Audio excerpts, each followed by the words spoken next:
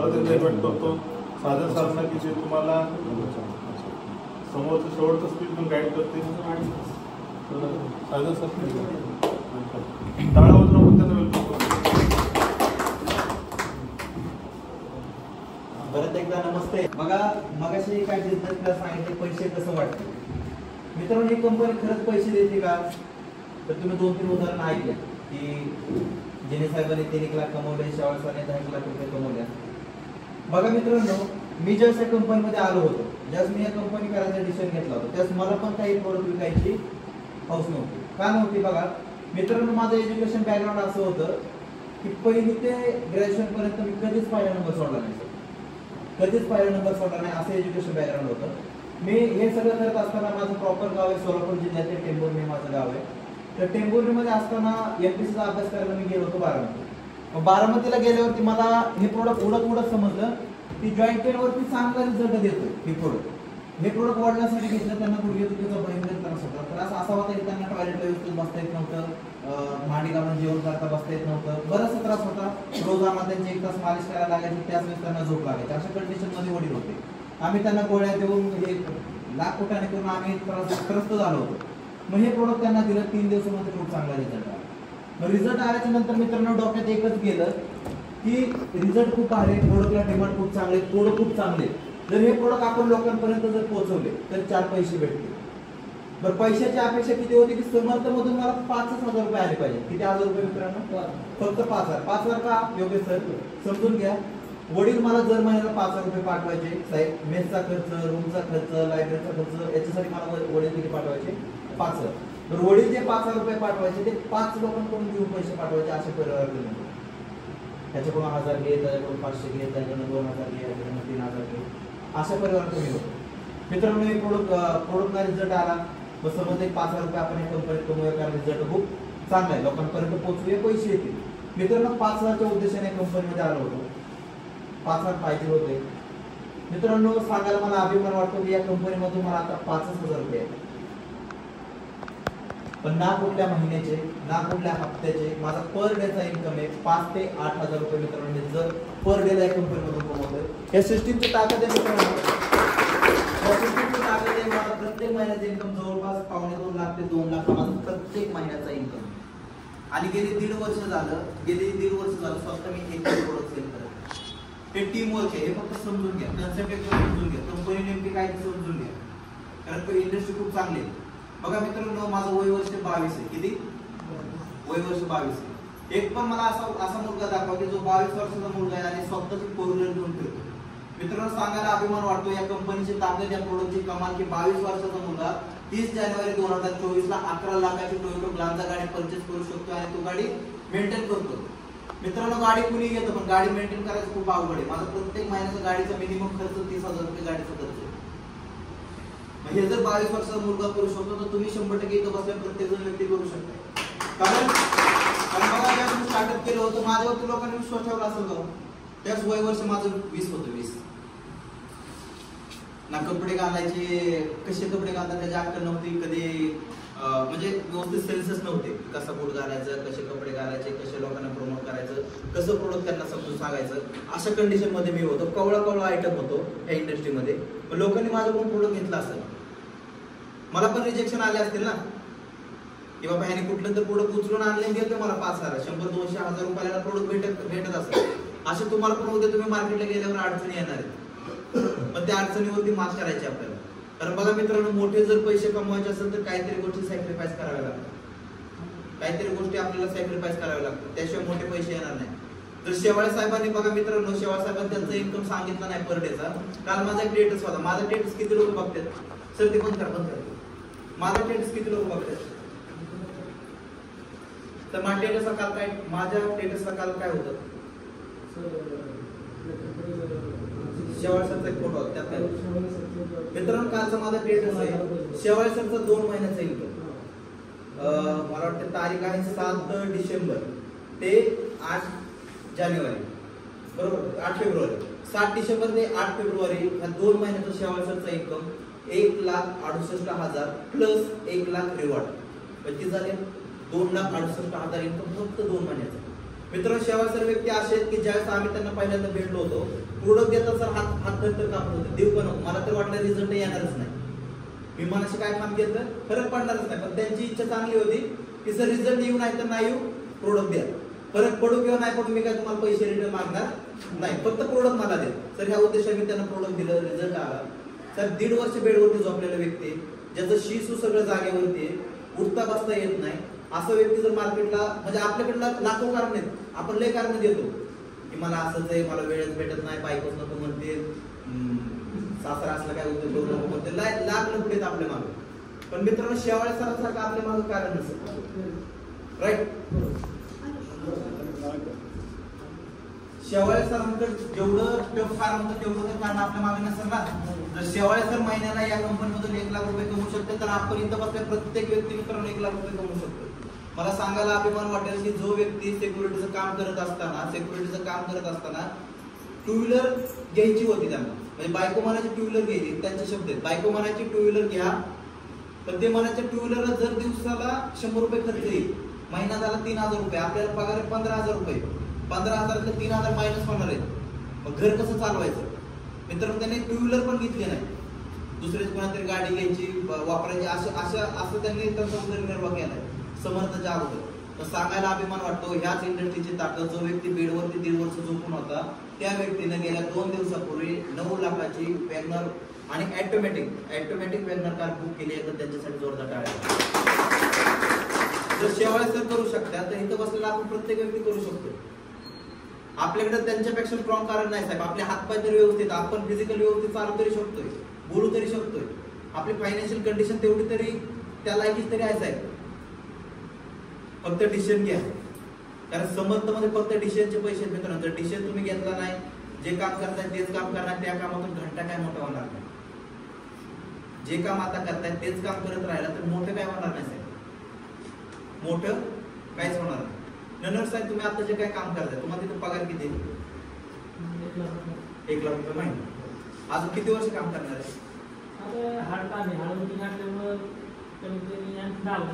10 वर्ष. मला एक प्रामाणिक उत्तर द्या, सगळे कन्सिडर करा, मी सांगतो ते समजून घ्या, समजून घ्या. तुम्ही किती दिवस झाले कंपनीत काम करताय? 20 वर्ष. 20 वर्षात पाठीमागे किती राहिले? पाठीमागे बॅलन्स किती आहे?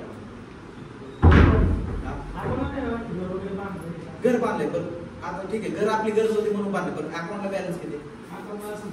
जे आहे ते 10 लाख. 20 वर्षात 10 लाख शिल्लक राहिले, समजून घ्या. 20 वर्ष काम करतायत, 20 वर्षात 10 लाख शिल्लक राहिल्यात, इथून पुढचे ते अजून 10 वर्ष काम करणार आहेत, 10 वर्षात अजून शिल्लक किती राहते? 10 लाख रुपये. टोटल बॅलन्स किती राहिला? 20 लाख. नंतर सर तुम्हाला मुलं किती आहेत? एक मुलगा, मुलगी. त्यांचं लग्न आपल्याला लावून द्यायचं. बघा, हसताय का? बघा, जबाबदारी, बाप म्हणून ती जबाबदारी आहे की मुलांचं लग्न आपल्याला लावायचं. मुलगा मुलगी किती वेळेस? मुलगा 11, मुलगी 11वीला एक मुलगा आहे, समजून घ्या मी काय सांगतो ते. मुलगा 11वीला आहे, मुलगी 7वीला आहे. त्यांना शिकवायची जबाबदारी कोणाची? आपली. त्यांचं लग्न लावून द्यायची जबाबदारी कोणाची? आपली. शिल्लक किती राहणार? बॅलन्स उतरवायपर्यंत 20 लाख. बघा, शिक्षणाला जर एखाद्या मुलाला मिनिमम त्याला डिग्री जरी पूर्ण करायची असेल तर 15 लाख रुपये खर्च येतो. मुलीला पण कमीत कमी डिग्री तर कंप्लीट करावं लागेल, तिला गेले 15 लाख. किती झाले? 20 लाख. राईट? बॅलन्स शिल्लक किती राहणार? अजून 10 वर्ष काम करून 20 लाख. मग उरलेल्या 10 लाखाचं करायचं स्वतः. आपण तिथं ननर सर म्हणून तुम्ही स्वतः तिथं कन्सिडर करा. आपले पण सर 2 बच्चे, आपल्या जो काही इन्कम येतो त्याच्यातून पुढे करायचंय काय? ननर साहेब फॅक्ट आहे, समजून घ्या. उरलेल्या 10 लाखाचं करायचं का? पण त्याचा पण जुगाड करायचा. आणखीन एक उत्तर द्या की बघा, 2 मुलं कोण आहेत? 2 मुलं इथं बसलेल्या कुणाला 2 मुले? दोन्ही पण मुले. 2 मुले. तर 2 मिनिटं उभा राहा. बघा, फॅक्ट समजून घ्या. तर 2 मुले, एक छोटा मुलगा, एक मोठा मुलगा. प्रत्येकाला आपल्या 2 मुले. साहेब समजून घ्या, ठीक समजून घ्या. 2 मुले. उतार वयामध्ये तुम्ही शिशू सगळं जागेवरती करायला लागलाय, रोज ते पुन्हा तरी स्वच्छ करायचं 2 मुलांपैकी. उतार वयामध्ये तुम्हाला तुमचा कुठला मुलगा सांभाळ? तुम्ही पण उत्तर देऊ शकता. तुम्हाला पण 2 मुले, समजून सांगा. उतार वयात तुमचा कुठला मुलगा तुम्हाला सांभाळेल? तुमची जबाबदारी कुठला मुलगा घेईल असं तुम्हाला वाटतं? सांगू शकत नाही. राईट राईट Guarantee साहेब तुमचं म्हणणं काय? बाबा तुमचं म्हणणं काय? सांगू शकत नाही. बघा योगेश दादा म्हणणं काय तुमचं? अक्षय भाऊ सांगू शकत नाही. पण साहेब तुमच्या अकाउंटला 1 करोड रुपये आहेत, हे दोन्ही पण होणार नाही. आता कोण सांगणार? ताकद तुमच्यात आहे का पैशात आहे? ताकद कशात आहे? पैशात आहे. मित्रांनो समर्थ सक्सेस कसं आहे? समर्थ सक्सेसला खूप मोठी ऑपॉर्च्युनिटी आहे. पैशामध्ये ताकद आहे. आपल्याला जी काही इज्जत आहे फक्त पैशामुळे.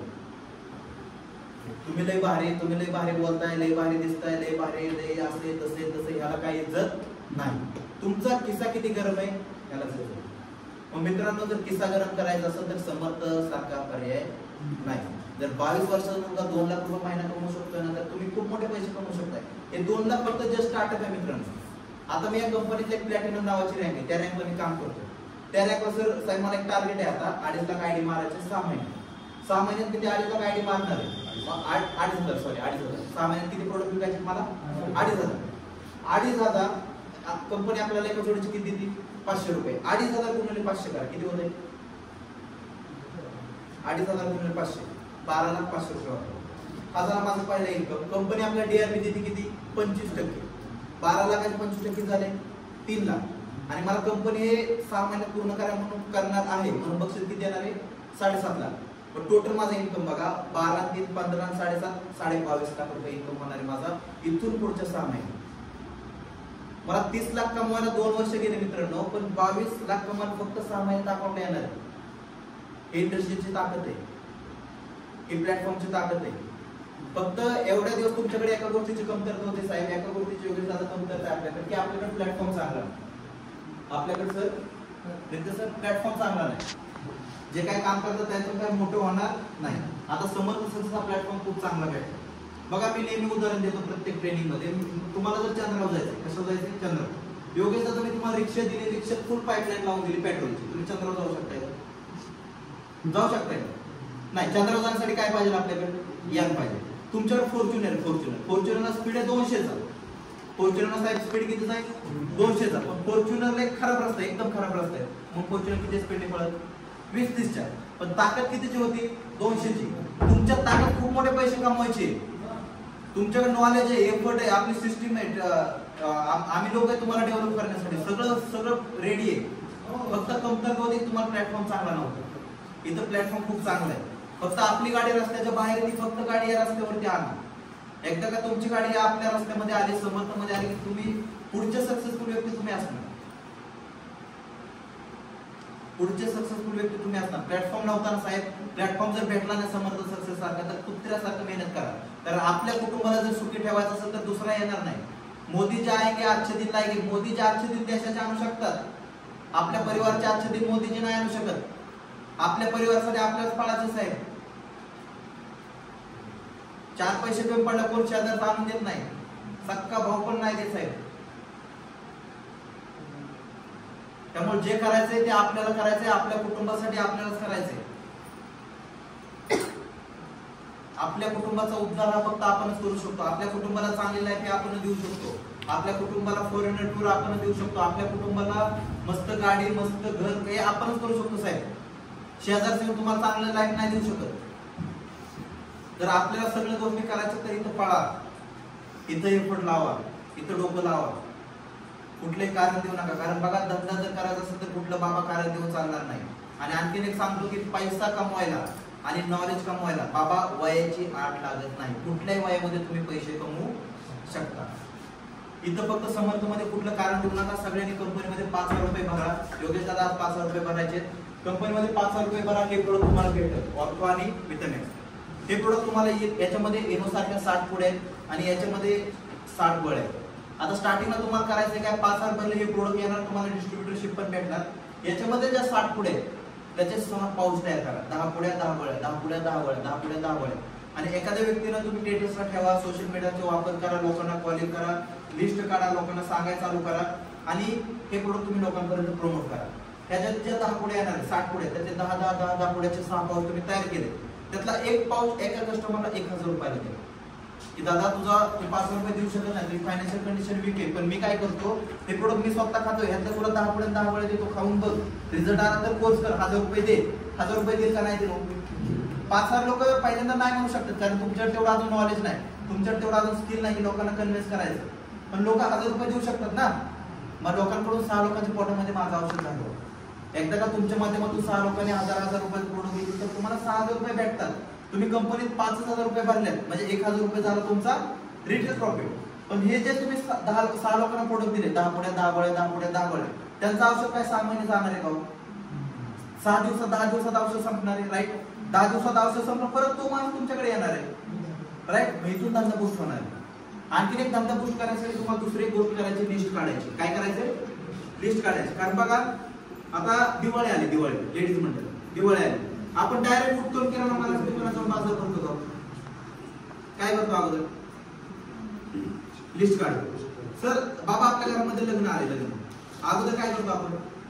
लिस्ट काढतो. एवढ्या पत्रिका छापायच्या, माझे पाहुणे एवढे, गावात एवढे, मित्रमंडळ एवढे, एवढ्या पत्रिका छापू, एवढे लोक येणार आहेत, असं असं आपण बजेट सेट करू.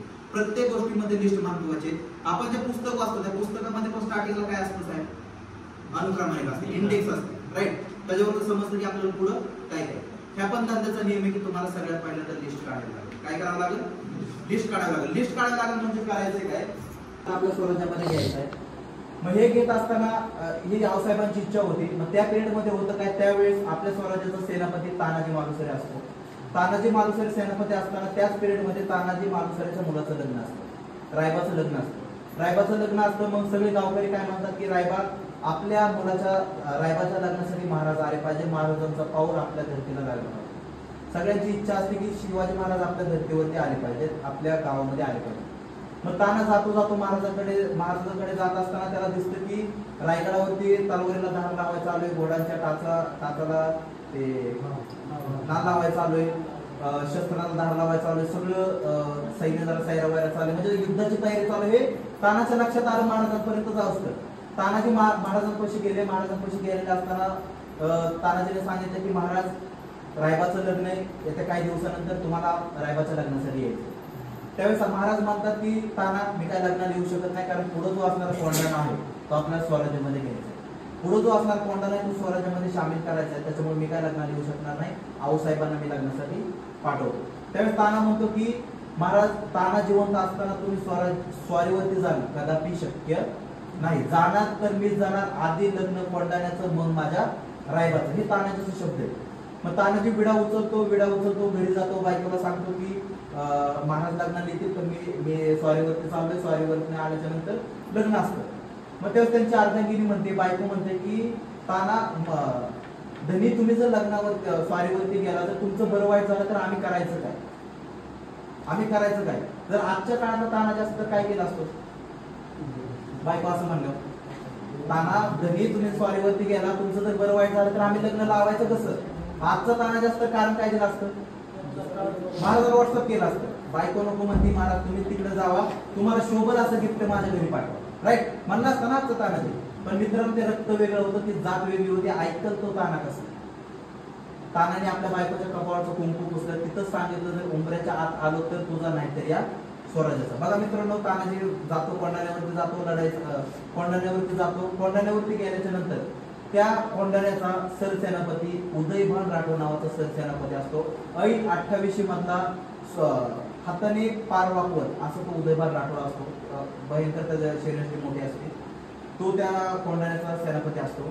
मग त्याला ठरतं की एका साईडनं पूर्ण उभी कडा असते आणि दुसऱ्या साईडला पूर्ण खूप मोठं सैन्य असतं. मग ताना ठरवतो की उभी कडा चढून आपल्याला वरती जायचं. घोरपडीच्या साह्याने ते सगळे मावळे वर चढतात. वर चढल्यानंतर सगळे मावळे वर चढतात. तिथं युद्ध चालू होतं. युद्ध चालू असताना होतं काय मित्रांनो, उदयभान राठोडचा एक वार आपला तानाजीच्या ढालीवरती पडतो. आपल्या तानाची ढाल तुटली जाते. ढाल तुटल्यावर ते आपलं जर तानाजी असतं काय केलं असतं? ढाल तुटली काय केलं असतं? पळून गेला असतं. सरेंडर, नतमस्तक, मी तुला सरेंडर आलो, राईट? आजचं ताना असं म्हणलं असतं ना, ढाल तुटली साहेब, पण ते रक्त वेगळं होतं मित्रांनो. त्याने कसलंही कारण दिलं नाही, शेला सोडला आणि हाताला गुंडाळा आणि लढत राहिला. लढत असताना परत एकदा त्या उदयभानचा एक वार आपल्या तानाजीच्या छातीवरती पडला आणि मित्रांनो तानाजी त्यावेळी होतं 10 देत होतो. तानाजी धारातीर्थ कोसळा बघून सगळं सैन्य सैरावैरा पळायला लागलं.